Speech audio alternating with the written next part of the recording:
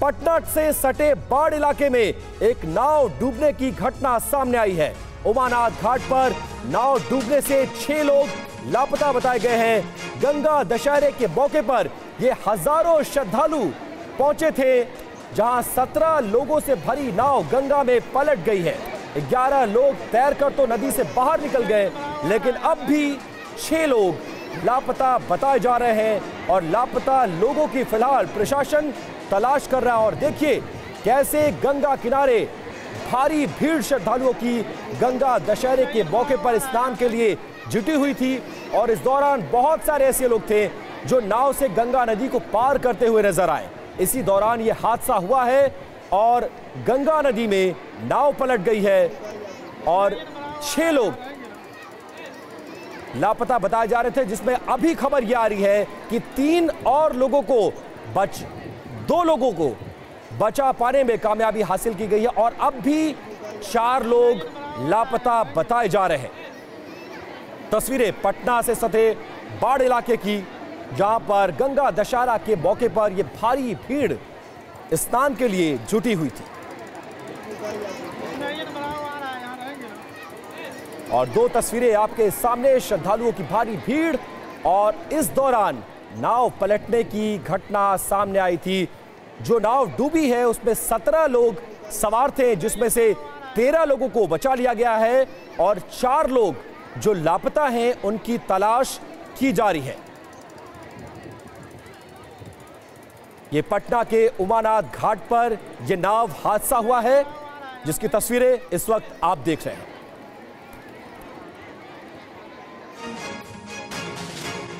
और रुपेश कुमार ज्यादा जानकारी के साथ फोन लाइन पर जुट गए हैं। रुपेश, इस वक्त ताजा हालात क्या हैं? रेस्क्यू ऑपरेशन कैसे चल रहा है और यह हादसा कब और किन परिस्थितियों में हुआ? देखिए, हिंदू का त्योहार है गंगा दशहरा और इसी दौरान बाढ़ की उमानाथ घाट पर सैकड़ों श्रद्धालु जुटे हुए थे, बड़ी भीड़ थी। और आज गंगा दशहरा के दिन पौराणिक मान्यता है कि आज गंगा में डुबकी लगाई जाती है और गंगा स्नान करने वालों की भारी भीड़ यहाँ पर पहुंच जाती है। लेकिन प्रशासन ने जो व्यवस्था की थी वो नाकाफी थी और एक नाव पर 17 लोग हालांकि सवार थे। ज्यादातर नाव पर उसकी संख्या से, उसकी क्षमता से ज्यादा लोग सवार थे। ये छोटी नाव है और इसमें 17 लोगों से भरी हुई यह नाव बीच गंगा की धार में डूब गई। हालांकि नाविकों ने 13 लोगों को की जान बचा ली है। 4 लोगों की तलाश अभी जारी है और उसी के लिए यहाँ पर ऑपरेशन चलाया जा रहा है। हालांकि जो बाढ़ के एसडीएम हैं वो खुद मौके पर मौजूद हैं और उनका कहना है कि हालांकि पहले जो सूचना आई थी उसके अनुसार 13 लोग लापता थे, फिर 11 लोग वापस मिल गए। अभी 13 लोगों को की जान बचाई जा चुकी है, 4 लोग अभी भी लापता हैं और उनको लेकर के यहाँ पर रेस्क्यू ऑपरेशन चलाया जा रहा है। और 1 घंटे के बाद हालांकि एसडीएम पहुंचे थे तो थोड़ा लोगों में नाराजगी भी थी कि 4 लोगों की तलाश जो की जा रही है उसमें तेजी किस तरह से लाई जाए। स्थानीय गोताखोरों को लगाया गया है और जो नाविक थे वो उन नाविकों ने आसपास के जो नाविक हैं वो 13 लोगों को बचा करके और सुरक्षित वहां पे घाट के पास लाए। लेकिन फिलहाल ये राहत भरी खबर सामने आ रही है, क्योंकि नाव जो कि पलटी है गंगा नदी में, उसमें कुल 17 लोग सवार थे। 4 लोग अभी भी लापता हैं, जिनकी तलाश जारी है। और शुरुआती जानकारी के आधार पर यह साफ तौर पर कहा जा सकता है कि कैपेसिटी से ज्यादा लोग नाव में सवार थे, जिसकी वजह से ये हादसा हुआ है। किस तरह से लोग इस हादसे का शिकार हुए, इस रिपोर्ट में देखिए। पटना के बाढ़ इलाके में गंगा दशहरा के मौके पर बड़ा हादसा हो गया है। गंगा नदी में नाव पलटने से हुए हादसे में 4 लोग लापता बताए जा रहे हैं, जबकि 13 लोग सुरक्षित निकल आए हैं। जानकारी के मुताबिक नाव पर 17 लोग सवार थे। डूबने की वजह में नाव में क्षमता से अधिक लोगों के होने को बताया जा रहा है। लापता लोगों को खोजने के लिए पुलिस प्रशासन और स्थानीय लोगों की मदद से राहत और बचाव कार्य चलाया जा रहा है। घटना के बाद घाट पर अफरा तफरी का माहौल बना हुआ है। हादसा बाढ़ के उमानाथ घाट के पास होने की खबर है।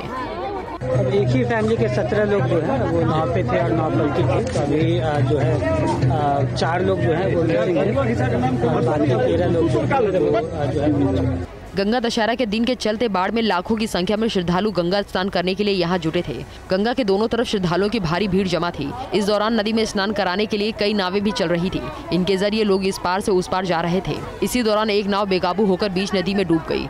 घाटों पर स्नान करते श्रद्धालुओं को गहरे पानी में जाने से मना किया गया है, लेकिन कई जगहों पर लापरवाही भी देखी गई। और बात करते हैं जम्मू कश्मीर की। जम्मू कश्मीर पर गृह मंत्री अमित शाह की बैठक जारी है। यहाँ की सुरक्षा के हालातों पर आर्मी चीफ गृह सचिव इस बैठक में मौजूद है। एनएसए अजीत डोवल भी इस बैठक में मौजूद हैं। जम्मू कश्मीर के डीजीपी मौजूद हैं। सुरक्षा और हालात को लेकर मंथन हो रहा है। इस बैठक में हाई लेवल ये मीटिंग हो रही है। सीआरपीएफ डीजी और कश्मीर के मुख्य सचिव भी इस बैठक में मौजूद हैं। गृह मंत्री अमित शाह के साथ NSA Ajit Doval, army chief Manoj Pande, CRPF के डीजी और राज्य के मुख्य सचिव समेत कई बड़े अधिकारी आतंक के खिलाफ मंथन में जुटे। बैठक में जम्मू कश्मीर के उपराज्यपाल मनोज सिन्हा और गृह सचिव अजय भल्ला भी शामिल हुए। यह हाई लेवल मीटिंग हाल ही में हुए जम्मू कश्मीर में आतंकी हमले के बाद अमित शाह ने बुलाई। ये बैठक ठीक उस वक्त बुलाई गई जब जम्मू कश्मीर के लोगों ने भी अब आतंकियों के खिलाफ आवाज बुलंद की है। एक दिन पहले ही रिहायशी के आतंकी का जनाजा निकाला गया था। कई आतंकियों की पहचान कर ली गई है। उनके स्केच भी जारी किए गए हैं। एक तरफ आतंकियों का विरोध, दूसरी तरफ सरकार का एक्शन, यानी आतंकवाद पर चौतरफा चोट की पूरी तैयारी है। इस बैठक का मकसद है आतंक निरोधी operation, counter intelligence, terror funding और एलओसी पर घुसपैठ पर रोक सुनिश्चित करना। आपको बता दें कि रिहायशी कठुआ और डोडा में पिछले 4 दिनों में 4 आतंकी घटनाएं हुई, जिसमें 2 आतंकियों को मार गिराया गया। बताया जाता है कि 29 जून से लेकर 19 अगस्त तक चलने वाली अमरनाथ यात्रा के दोनों मार्ग बालटाल और पहलगाम की सुरक्षा सुनिश्चित करना भी अमित शाह के एजेंडे में है। दिल्ली में जल संकट को लेकर कोहराम मचा हुआ है। विपक्ष सरकार को घेर रही है। इस बीच आम आदमी पार्टी के विधायक आज केंद्रीय जल मंत्री सीआर पाटिल से मिलने पहुंचे। दिल्ली वासियों को जल संकट से निकालने के लिए अब दिल्ली सरकार को केंद्र सरकार की मदद चाहिए। आज आम आदमी पार्टी के कई विधायक केंद्रीय जल शक्ति मंत्री सीआर पाटिल से मुलाकात करने पहुंचे। दिल्ली सरकार चाहती है कि अब इस समस्या का समाधान मिलकर किया जाए ताकि हरियाणा और हिमाचल प्रदेश सरकार से सीधी बातचीत हो सके। हम उम्मीद ये करते हैं कि दिल्ली की 2 करोड़ लोगों की पीड़ा को समझते हुए केंद्र की सरकार की तरफ से सीआर पाटिल साहब इंटर-स्टेट कोऑर्डिनेशन की जिम्मेदारी अपने कंधों पे लेंगे और कोऑर्डिनेशन करके इंश्योर करेंगे कि दिल्ली के लोगों को इस भीषण गर्मी में पानी के संकट से राहत मिले। हालांकि इन विधायकों की केंद्रीय मंत्री से मुलाकात नहीं हो पाई, लेकिन चिट्ठी के माध्यम से उन्हें अवगत करा दिया गया है। दिल्ली के अंदर जो एक गंभीर जल संकट उत्पन्न हुआ है, माननीय मंत्री जी ने अपना पदभार संभाल लिया है और पदभार संभालते ही जो सबसे बड़ा विषय है दिल्ली की जल आपूर्ति का, उसके ऊपर वो संज्ञान ले और दिल्ली की जनता को जो समस्या है उसका समाधान कराने के लिए वो पूरा प्रयास करें। आप विधायकों ने कहा कि संकट की इस घड़ी में राजनीति करने की जरूरत नहीं है। और दिल्ली में पानी के संकट के बीच जल मंत्री आतिशी ने बहुत बड़ा आरोप लगाया है। आतिशी ने दिल्ली पुलिस कमिश्नर को इस बाबत लेटर लिखा है। दिल्ली में पाइपलाइन काटने की साजिश हो रही है। मुख्य वाटर पाइपलाइन को पुलिस से सुरक्षा देने की मांग की गई है।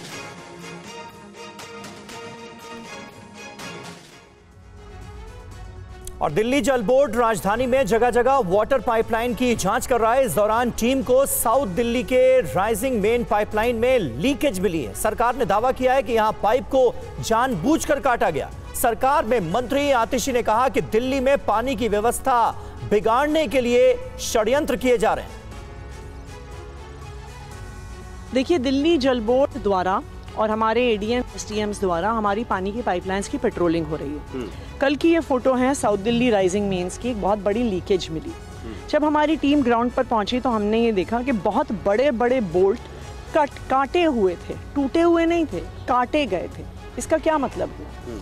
इसका मतलब ये है कि जानबूझकर पानी की पाइपलाइन को तोड़ा गया।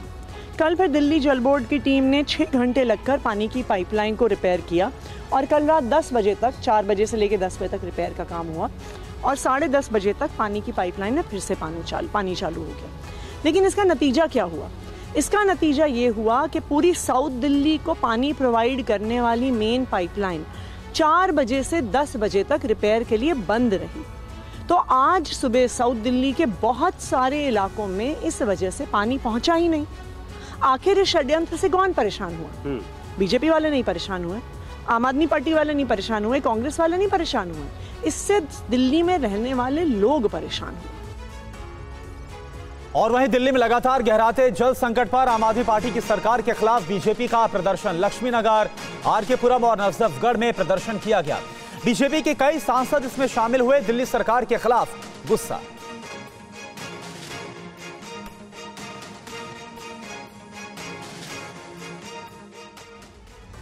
से आता है न टैंकर से आता है।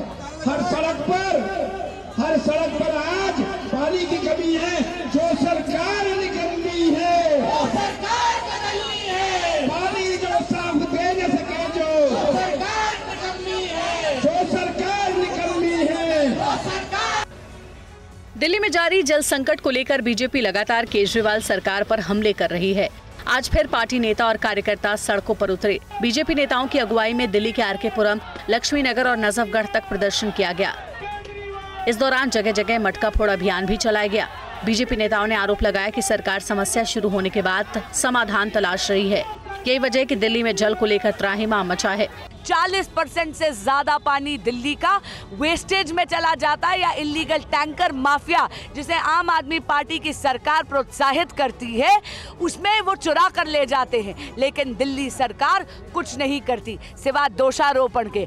आज इन्होंने गुमराह करने के लिए ये नई एक बनावटी बात जनता के बीच में छोड़ी है, ये सरासर असत्य है। नजफगढ़ में विरोध प्रदर्शन की अगुवाई कमलजीत सहरावत ने की। महिलाओं ने यहाँ मटका फोड़ा। राजनीति करने की बजाय दिल्ली सरकार को एक्शन प्लान बनाकर रोड पर उतरकर अपने अधिकारियों के साथ लीकेज को रोकना चाहिए। दिल्ली के नजफगढ़ में बड़ी संख्या में महिला कार्यकर्ता शामिल हुई और केजरीवाल सरकार पर हमला बोला।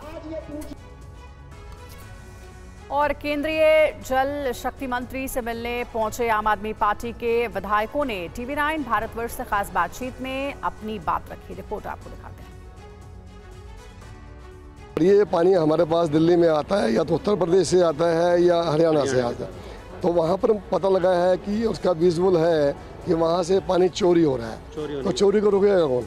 इधर भी भाजपा की गवर्नमेंट है, इधर भी भाजपा की गवर्नमेंट है, सेंटर में भी भाजपा की शिकायत आप लेके यहाँ पहुंचे। तो ये शिकायत लेंगे कि ये वायदे में और भी लोग साथ। मैम ये बताइए, पानी चोरी का भी आरोप लगा रहे, जल मंत्री ने कमिश्नर को लेटर लिख दिया है। पानी का मामला सीधा जो हमारे देश के जल मंत्री हैं, बहुत ही कदावर नेता है, यदि वो चाहे कि इसमें इंटरवीन करें तो बहुत जल्दी दिल्ली के लोगों को पानी मिल जाएगा, क्योंकि पूरी पावर है। इस समय जो है वो केंद्र सरकार का आपको भी रवैया देखना पड़ेगा। जिस तरीके से हमने कल ही लेटर दे दिया था, और कल ही लेटर जो है वो हमने पाटिल जी को यहाँ पे दे दिया था, जो जल संसाधन मंत्री हैं उनको दे दिया था, और रिक्वेस्ट करी थी कि जो है वो हमसे मिले, हमसे बात करें, और दिल्ली में जिस तरीके से जल संकट है उसकी बात करें। और जिस तरीके हरियाणा सरकार जो है पानी छोड़ने को तैयार नहीं, तो आपसी सामंजस्य बिठवा के दिल्ली के लोगों को पानी पिलाए। वहीं दिल्ली बीजेपी के अध्यक्ष वीरेंद्र सचदेवा ने पानी पर मचे कोहराम पर क्या कुछ कहा है, वो आपको सुनाते हैं। सचदेवा जी, दिल्ली की जनता एक एक बूंद पानी के लिए तरस रही है, जिम्मेदार कौन? देखिए, दिल्ली की जनता की लड़ाई लड़ने के लिए हम लोग सड़कों पर हैं, और एक एक बूंद के लिए अगर दिल्ली तरस रही है तो उसके लिए जिम्मेदार है अरविंद केजरीवाल, उनकी आम आदमी पार्टी की सरकार, जिसने दिल्ली को पानी को चोरी करने का काम किया, पानी बेचने का काम किया, और जो पानी की बर्बादी लीकेज द्वारा होती है वो उसके भ्रष्ट प्रशासन का एक सीधा उदाहरण है। अगर ये 52-53% पानी बर्बाद होने से, चोरी होने से रोक लिया जाता तो दिल्ली के पास भरपूर पानी था, तो दिल्ली की प्यास बुझा सकता था। लेकिन दिल्ली को एक एक बूंद प्यासा मारने वाले दिल्ली तेरे से हिसाब लेगी। अब दिल्ली की जनता इस भ्रष्ट शासन को यहाँ से मुक्त करेगी। दिल्ली की जल मंत्री तो आरोप लगा रही है कि पाइप काटे जा रहे हैं, पानी के लीकेज किया जा रहा है जानबूझकर। दिल्ली की जल मंत्री झूठ बोलती हैं। दिल्ली की जल मंत्री से पूछो जाके कि इंद्रपुरी के बुद्ध विहार में 35-35 हजार रुपए देके अवैध कनेक्शन देने का काम किसने किया? जवाब दे, आतिशी मार लेना। उनके विधायकों ने किया है। ये बात वो जानती हैं कि पानी की चोरी वो करवा रही है, इसलिए उनके मुंह से एक शब्द नहीं निकलता। सर, घंटों जनता लाइन में खड़ी हुई है, वाटर टैंकर भी नहीं पहुँच रहे हैं। का दर्द है भाई, वाटर टैंकर की जहाँ शिकायत आती है हम भी कोशिश करते हैं पहुँचाने की, लेकिन दिल्ली की जनता को समझना होगा कि फ्री पानी के चक्कर में आपने एक ऐसी चोर और लुटेरी सरकार को बिठाया जिसने आपको लूटने का काम किया। तो हालात बुरे हैं। सियासी घमासान के बीच दिल्ली के लोग बूंद बूंद पानी के लिए जद्दोजहद करते नजर आ रहे हैं। देखिए चाणक्यपुरी के संजय कैंप से TV9 भारतवर्ष की ग्राउंड रिपोर्ट। दिल्ली की जनता प्यासी है और टैंकरों के जरिए उनकी प्यास बुझाने के लिए, पानी देने के लिए यहाँ पर टैंकरों को लाया जा रहा है। लेकिन हालात कितने बद से बदतर हैं आप देख सकते हैं। दिल्ली में 1000 MGD पानी की जरूरत होती है जो दिल्ली का प्रोडक्शन किया जाता है और जो दिल्ली की प्यास बुझाती है, लेकिन अभी 958 MGD पानी ही प्रोडक्शन किया जा रहा है। और यही वजह है कि दिल्ली के कई इलाके ऐसे हैं जो पानी की पूरी तरीके से समस्या से जूझ रहे हैं। जिसमें से संजय कैंप का इलाका एक है, इसके अलावा संगम विहार, चाणक्यपुरी, द्वारका, रोहिणी, गीता कॉलोनी, मीठापुर, जगतपुरी जैसे तमाम इलाके हैं जहां पर कमोबेश इसी तरीके का हाल देखा जा सकता है। महिलाओं के साथ आप देखेंगे छोटे छोटे बच्चे जो हैं वो भी हाथों में डिब्बा लेकर के इस तरीके से खड़े हैं ताकि उनको टैंकर से पानी मिल सके। और देखेंगे कितनी बड़ी संख्या में जो लोग यहाँ पर मौजूद हैं, वो लोग टैंकरों में चढ़ करके पानी लेने की कोशिश कर रहे। दिल्ली के गीता कॉलोनी, रोहिणी से लेकर वसंत कुंज तक पानी के लिए त्राहिमाम मचा हुआ है। चाणक्यपुरी में टैंकर के अलावा लोग बोरवेल से पानी लेने के लिए जमा हुए। टीवी9 संवाददाता पुनीत शर्मा ने हालात का जायजा लिया। दिल्ली के चाणक्यपुरी के संजय कैंप का हाल यही है। हर रोज सुबह होते के साथ ही लोग लंबी लाइन में रखते हैं, अपने घरों से इस तरीके से डिब्बे लेकर के आते हैं। और यहाँ पर फिलहाल एक बोरवेल लगाया गया है जिसके जरिए आप देखेंगे कि सुबह सुबह यहाँ पर लोग पानी भरने के लिए आते हैं। यहाँ पर टैंकर के जरिए भी पानी की सप्लाई की जाती है। फिलहाल आज यहाँ पर पानी का टैंकर नहीं आ रहा है, जिस वजह से ये लोग इस तरीके से पानी भरने के लिए परेशान है। कई लोग आप देखेंगे कि पानी भरने को लेकर के लोगों के बीच में बहस भी होती है। फिलहाल सुप्रीम कोर्ट पूरे मामले का संज्ञान ले रहा है। पानी को लेकर के सुप्रीम कोर्ट में सुनवाई चल रही है। एलजी ने पूरे मामले में संज्ञान लिया। टैंकर माफिया जो पानी को बेच देते हैं उन पर लगाम लगाने के लिए दिल्ली पुलिस कमिश्नर को बाकायदा ताकीद की गई है। टैंकर आता है सर, लेकिन टैंकर का कोई टाइम टेबल नहीं होता है। कभी 8 बजे आएगा, कभी 9 बजे आएगा, कभी 10 बजे आएगा।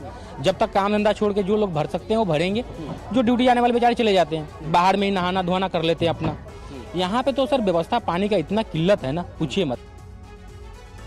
अगली खबर का रुख करेंगे। नीट पर राजनीति जारी है। केंद्रीय मंत्री गिरिराज सिंह ने कहा है कि सरकार लगातार मामले को गंभीरता से देख रही है। वहीं कांग्रेस ने नीट को लेकर केरल के राज्यपाल आरिफ मोहम्मद खान के बयान पर सवाल उठाए हैं। देश के शिक्षा मंत्री माननीय धर्मेंद्र प्रधान जी ने विद्यार्थियों के प्रतिनिधि, अभिभावकों के प्रतिनिधि सबसे बात की है और वो जो 1560 या 70 कुछ बच्चे हैं उन बच्चों के ऊपर उन्होंने निर्णय लिया है, देश को बताया है और उन छात्रों के अनुरूप ही निर्णय लिया है। और मुझे उम्मीद है कि धर्मेंद्र प्रधान जी इसमें बड़ी ही गंभीरता से काम करें। आरिफ मोहम्मद खान नीट की परीक्षा वालों के, एनटीएस वालों के या कोचिंग माफियाओं के साथी हो गए हैं, संगी हो गए हैं, या उनके कोई सेल्स एजेंट हो गए हैं जो उसको क्लीन चिट देने की बात कर रहे हैं। देश के बच्चों का भविष्य गर्त में है। आरिफ मोहम्मद खान साहब, आप भी किसी अयोग्य डॉक्टर से इलाज कराना पसंद नहीं करेंगे। देश के बच्चों के भविष्य के मामले में तो राजनीति बंद कीजिए। और अगली बड़ी खबर का रुख कर लेते हैं। कांग्रेस सूत्रों के हवाले से बड़ी खबर, राहुल गांधी के केरल की वायनाड सीट छोड़ने पर प्रियंका गांधी वहां से लोकसभा चुनाव लड़ सकती है। सूत्रों की माने तो कांग्रेस सांसद राहुल गांधी के एक लोकसभा सीट खाली करने पर उनकी बहन और पार्टी महासचिव प्रियंका गांधी वाड्रा की वायनाड लोकसभा सीट से उम्मीदवारी लगभग तय मानी जा रही है। रायबरेली से ज्यादा वोटों से जीतने वाले राहुल गांधी दोनों जगहों पर अपना पारिवारिक रिश्ता बता चुके हैं। उनकी मां सोनिया गांधी ने रायबरेली सीट को परिवार की 121 साल पुरानी परंपरा बताया था। ऐसे में माना जा रहा है कि राहुल गांधी रायबरेली से सांसद बने रह सकते हैं। नियमों के मुताबिक जब कोई उम्मीदवार चुनाव में 2 सीट से चुनाव लड़ता है और दोनों पर जीत हासिल करता है तो उसे नतीजे आने के 14 दिन के अंदर एक सीट छोड़नी होती है। 4 तारीख को नतीजे आए थे। ऐसे में माना जा रहा है कि राहुल गांधी अगले 2 दिन में वायनाड सीट छोड़ने का ऐलान कर सकते हैं। वायनाड लोकसभा सीट को लेकर भले ही उम्मीदवार का फैसला बाद में हो, लेकिन प्रियंका गांधी को सबसे मजबूत प्रत्याशी के तौर पर देखा जा रहा है। राहुल गांधी वायनाड सीट पर 2019 से सांसद हैं। इस बार भी जीतने के बाद उन्होंने वायनाड का दौरा किया और जीत के लिए वहां की जनता का आभार व्यक्त किया था। और 24 तारीख से शुरू होने वाले संसद सत्र में स्पीकर का भी चुनाव होना है। इसे लेकर पक्ष और विपक्ष के बीच बयानबाजी का दौर जारी है। सुनिए शिवसेना उद्धव गुट के नेता संजय राउत ने क्या आरोप लगाया और उसका बचाव जेडीयू नेता केसी त्यागी कैसे कर रहे हैं। चंद्रबाबू नायडू जी ने लोकसभा का स्पीकर पद मांगा है, जो उनसे डील हुआ है। ये ठीक बात है चंद्रबाबू जी, अगर लोकसभा स्पीकर पद पर एनडीए का कोई व्यक्ति नहीं बैठा तो सबसे पहले नरेंद्र मोदी और अमित शाह तेलुगु देशम पार्टी को तोड़ देंगे और ये काम शुरू कर दिया है। जनता दल यूनाइटेड नीतीश कुमार की पार्टी तोड़ देंगे, चिराग पासवान की पार्टी तोड़ देंगे, जयंत चौधरी की पार्टी तोड़ देंगे। स्पीकर का पद सदन का सबसे ज़्यादा मर्यादित पद होता है और जो रूलिंग पार्टी है पहला अधिकार उसी का होता है उस पद के लिए। तो जो इंडी गठबंधन की जो मांग है या जो उनके बयान हैं वो आपत्तिजनक है। भारतीय जनता पार्टी या एनडीए गठबंधन का पहला हक उस पद पर है। एमपी के पूर्व सीएम और केंद्रीय मंत्री शिवराज सिंह चौहान ने आज नई दिल्ली से भोपाल ट्रेन से यात्रा की। इस दौरान जगह जगह उनका जोरदार स्वागत हुआ। केंद्रीय कृषि मंत्री शिवराज सिंह चौहान को नई दिल्ली से भोपाल जाने वाली एक ट्रेन में देखकर लोग हैरत में पड़ गए। मामा के नाम से मशहूर शिवराज ने बच्चों और लोगों के साथ सेल्फी खिंचवाई। दिल्ली से भोपाल के रास्ते में जगह जगह बीजेपी नेताओं ने शिवराज सिंह चौहान का जोरदार स्वागत किया। मुरैना में स्वागत के लिए लोगों की भारी भीड़ नजर आई। मुझे बताते हुए प्रसन्नता है कि अपना पहला कार्यक्रम प्रधानमंत्री जी 18 जून को काशी में कर रहे हैं। उसमें 9 करोड़ से ज्यादा किसानों के खाते में लगभग 20,000 करोड़ रुपए की राशि सीधे किसान के खातों में अंतरित की जाएगी। ट्रेन में मीडिया से बात करते हुए शिवराज सिंह चौहान ने कहा कि प्रधानमंत्री की अगुवाई में देश के किसानों के कल्याण की योजनाएं पिछले 10 साल से जारी हैं। उन्हीं कामों को आगे बढ़ाना है।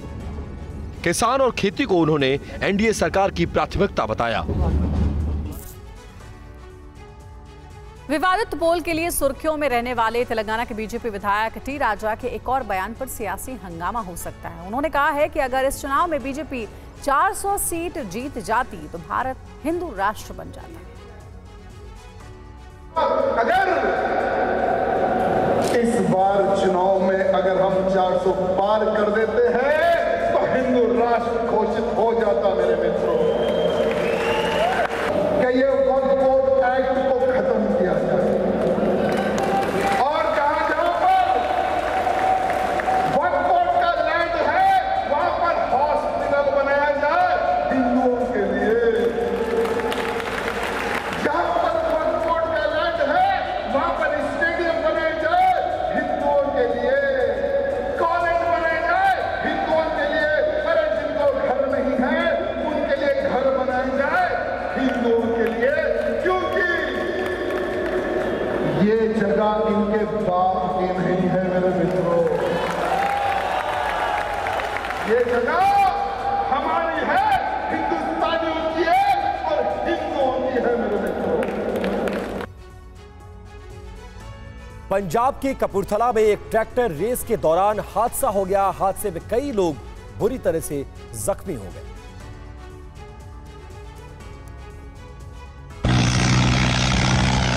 मौत से खेल की तस्वीरें पंजाब के फगवाड़ा से सामने आई हैं, जहां ट्रैक्टर रेस के दौरान हुई दुर्घटना में एक ट्रैक्टर ड्राइवर सहित कई लोग घायल हो गए।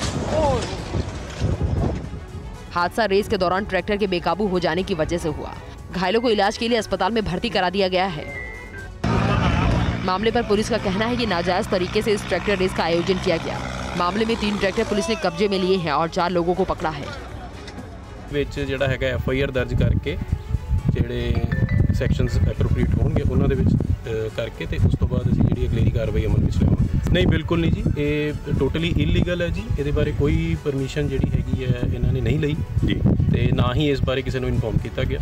हालांकि हादसे के बाद से ही फगवाड़ा प्रशासन पर भी सवाल उठ रहे हैं कि आखिरकार इस तरह की खतरनाक मौत के खेत पर पाबंदी होने के बावजूद ऐसी ट्रैक्टर रेस का आयोजन कैसे हुआ। और इस वक्त एक बड़ी खबर आ रही है दिल्ली से। दिल्ली जल बोर्ड के दफ्तर में तोड़फोड़ हो गई है। छतरपुर में जल बोर्ड के दफ्तर में तोड़फोड़ की खबर सामने आ रही है। पानी की किल्लत का सामना कर रहे हैं दिल्ली के लोग और जगह जगह इसे लेकर विरोध प्रदर्शन भी हुआ है। बीजेपी ने भी इसके खिलाफ मोर्चा खोला है। दिल्ली की आम आदमी पार्टी सरकार के खिलाफ और महिलाओं ने जल बोर्ड के दफ्तर पर हंगामा किया है। छतरपुर जल बोर्ड के दफ्तर पर इस बीच पथराव की खबर सामने आ रही है। जानकारी ये मिल रही है कि यहां पर विरोध प्रदर्शन उग्र हुआ है और तोड़फोड़ भी हो गई है।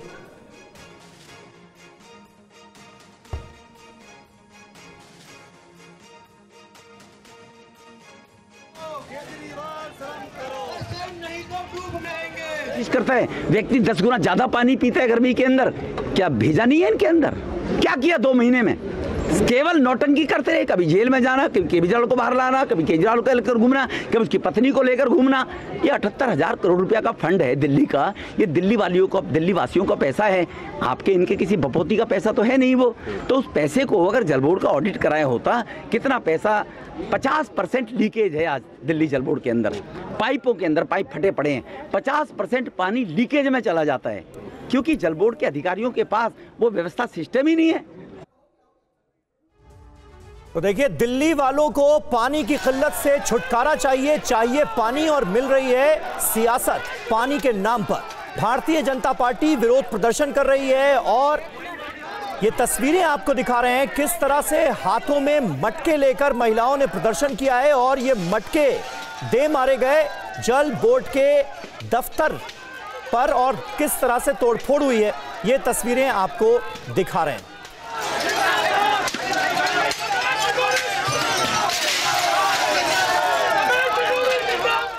मध्य प्रदेश के रायसेन में 60 बच्चों को बाल मजदूरी से आजाद कराया गया है। इनमें कई बच्चियां भी शामिल हैं।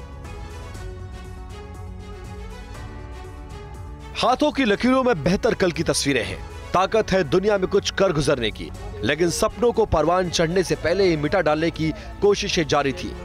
रायसेन के सोम डिस्टिलरी में ऐसे 60 बच्चों को बाल अधिकार एवं संरक्षण आयोग अध्यक्ष प्रिया कानूनगो की छापेमारी के बाद छुड़ाया गया है। ये कंपनी शराब बनाने का काम करती है, जिनकी हथेलियां काम करने की वजह से गले पाए गए।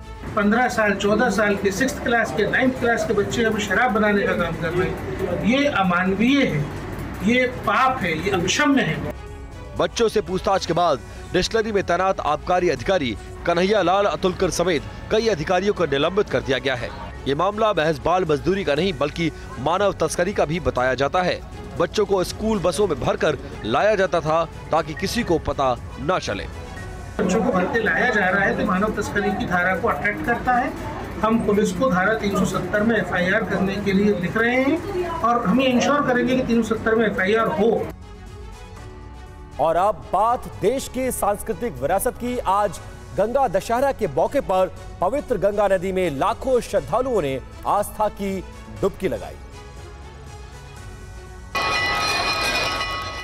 ये जयघोष माता गंगा के अवतरण दिवस का है, जिसे गंगा दशहरा के नाम से जाना जाता है। गंगा के हर घाट आज श्रद्धालुओं से पटे रहे। आस्था का सैलाब वाराणसी, हरिद्वार, प्रयागराज और भगवान की नगरी अयोध्या तक उमड़ा। हरिद्वार में हर की पैड़ी हो, वाराणसी का दशाश्वमेध घाट हो, त्रिवेणी का संगम हो या फिर भगवान सूर्य की सरयू का तट हो, हर कहीं आज आस्था में लोग डूबे नजर आए।